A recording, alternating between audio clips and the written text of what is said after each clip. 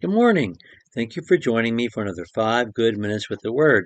I'm Barry Bryson, and we're continuing our study entitled Recommended Reading, and I would like to recommend to you today the Gospel of Mark. Gospel of Mark is one of the three synoptics, along with Matthew and Luke. But then again, it's unlike any of the other three Gospels.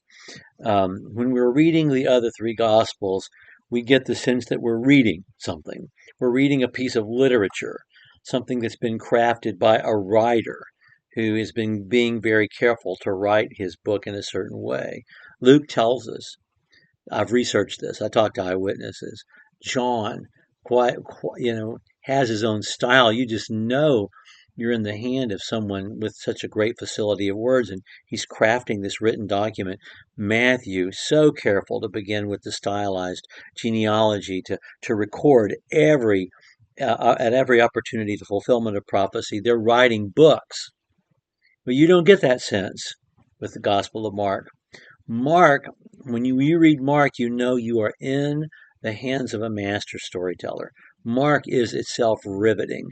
It just rivets you to the story itself because Mark is so vivid and action packed. Mark has the least red ink of the four gospels. It has the least amount of long conversations by Jesus. It's more gospel of action than it is a gospel of words. It's the shortest gospel, and yet it easily contains the most detail for so many stories. And some of Mark's accounts are longer than any of the other accounts. Calling of Matthew, the raising of Jairus' daughter, the feeding of the 5,000. Those are longer events in Mark's gospel than in any of the other gospels where they are recorded. Feeding of the 5,000, you get details. The people sat in rows, like garden rows, on the green grass. We don't get that. When Jesus stilled the storm, we find out that he's asleep and he's resting his head on the seat cushion of the boat. We don't get that detail anywhere else. But those little details that give us the mental image so that we see it. It's very visual. It's cinematic. The Gospel of Mark is. Mark was written by Mark. Anyone who assigns of the ancient sources that assigns authorship to anyone, they say it's Mark. And I do believe that the Mark we know from the New Testament is perhaps the best candidate for the authorship of this gospel, because I think he gives us his signature.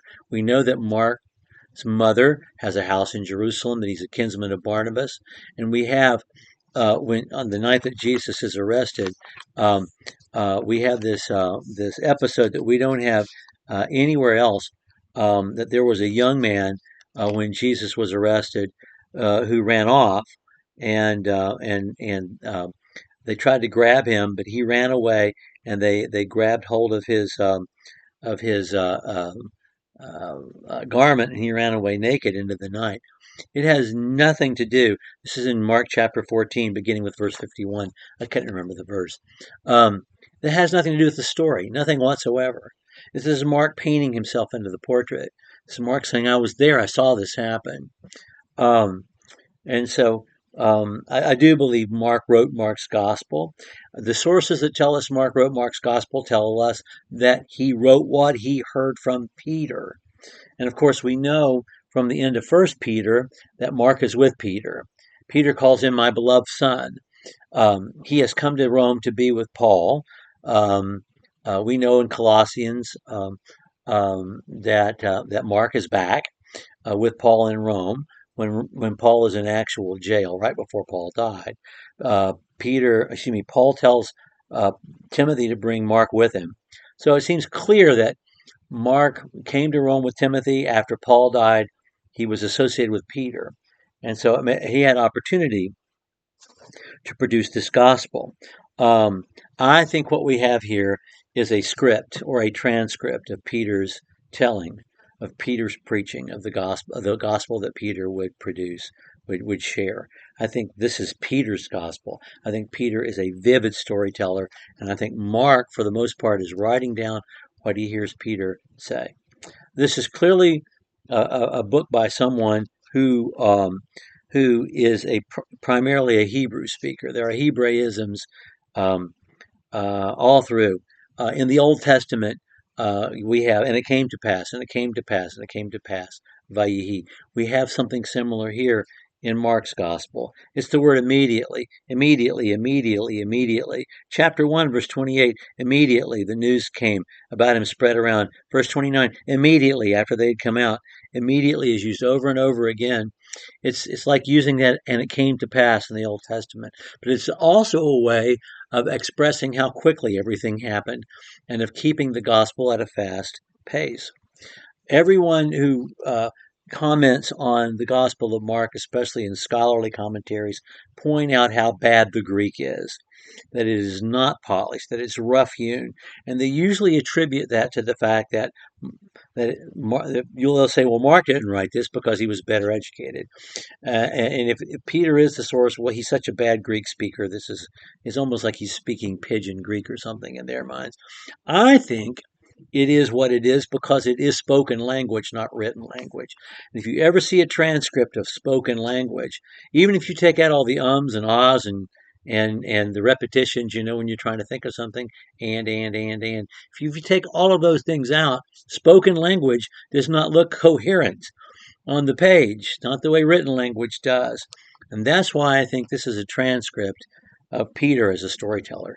Now, what is also true is that it is highly structured, especially to tell the story the best way. And I'll give you an example. In Mark chapters 4 and 5, we have these events that happen: the stilling of the storm, the healing of Legion, and the raising of Jairus' daughter. And in every one of these stories, there's a great amount of fear that the apostles feel, that they're going to die in the storm. Master, don't you care that we're going to die? Legion is so frightening, and he runs right at them. And then there is the climax of this group of stories, the raising of Jairus' daughter. And we have Jesus saying to Jairus, don't be afraid, only believe.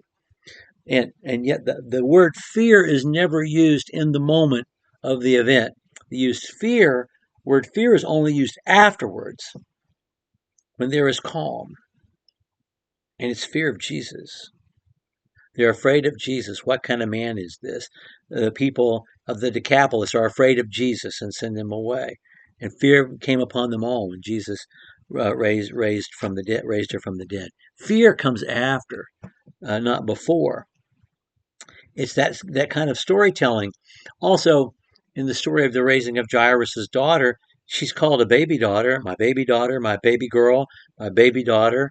And then we find out at the end of the story that she's 12 years old and that she's, in the next year or two is going to get engaged. Their 12, 13 was our 16, 17. And those kinds of details that are left at the end that change the whole story, the surprise endings. Peter is a master of that as well. It's just a wonderful piece of storytelling. So read the Gospel of Mark like you're hearing someone tell you the best story, God's own story and our story, and just yield to the pace of the Gospel of Mark, its quick pace, but relish all of the stories with your five senses, because all your five senses will be engaged by Peter, by Mark as a storyteller. And just be excited to be in the flow of events that felt to Peter at times, in fact, most of the time, like he was on a roller coaster.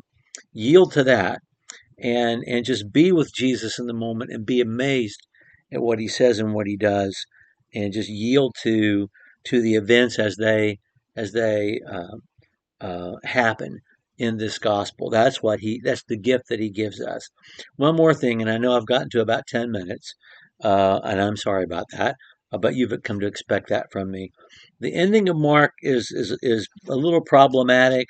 You can read about that in any commentary or any study Bible, but it's true that Peter's voice ends with verse 8, and then in verse 9 we have a different voice. And some people think there are different endings. and they want to know why this is true. If Mark, this is my opinion, if Mark at the end of Peter's life is recording Peter's version of events so that he can have that on paper, there are many reasons why Peter's voice would end at verse 8. Maybe that's the end of the sermon script. When I write sermons, I don't write the invitation part. I do that in the moment. I don't ever write that out. That happens in the moment based upon what I've already preached. And maybe that's what's happening here. He gets that far, and that's the end of the verbal presentation, and Mark then finishes it. Or maybe he was arrested or even executed before they got finished and Mark wrote the end. I don't know. But the end is much more polished, crafted than the rest of the book, which is really a verbal. It is the script or the transcript of a verbal, I believe, presentation of the life of Jesus. This is now officially the longest 5 Good Minutes I have done because we're at 11 minutes. Thank you for joining me. We'll talk about Luke and Acts next time.